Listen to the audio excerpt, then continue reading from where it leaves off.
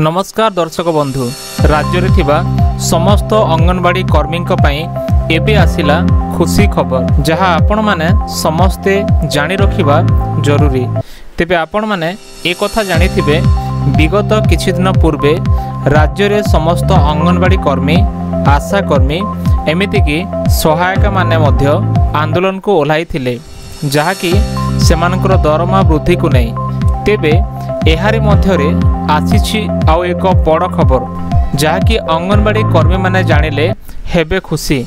तेबे आसंतु जानिबा संपूर्ण अपडेट को।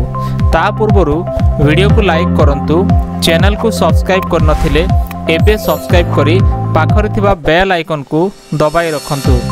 अंगनवाड़ी कर्मी दरमा वृद्धि नहीं बसिथिबा बैठक रे जना पड़िछि कि नुआ सरकार खूब शीघ्र अंगनवाड़ी कर्मी को सेमानकर दरमा वृद्धि निमंते चूड़ांत निष्पत्ति नेबा निमंते जाउछंती जाकि एहाकु नहीं अनेक दिन हैला राज्यर शह शह अंगनवाड़ी कर्मी आशा कर्मी एवं सहायक माने धारणा देथिले हेले सेमानंकु कोनोसी सुफल मिली नथिला। सूचना योग्य जे अन्य राज्य तुलन में आम राज्य ओडिशार अंगनवाड़ी कर्मी मानंकु बहुत कम पारिश्रमिक राशि दिया जाउछि।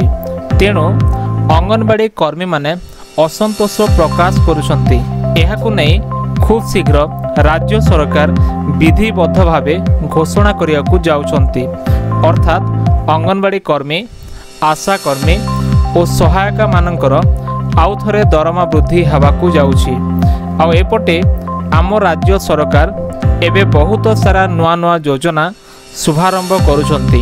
आ पूर्वरु थिबा योजना मानकर मध्य सहायता राशि वृद्धि करुछंती। ठीक सेहीपरि अंगनवाड़ी कर्मी आशा कर्मी एवं सहायका मानकर मध्य आउ थरे दरमा वृद्धि हेबो बोली विशेष सूत्ररु सूचना रहिछि।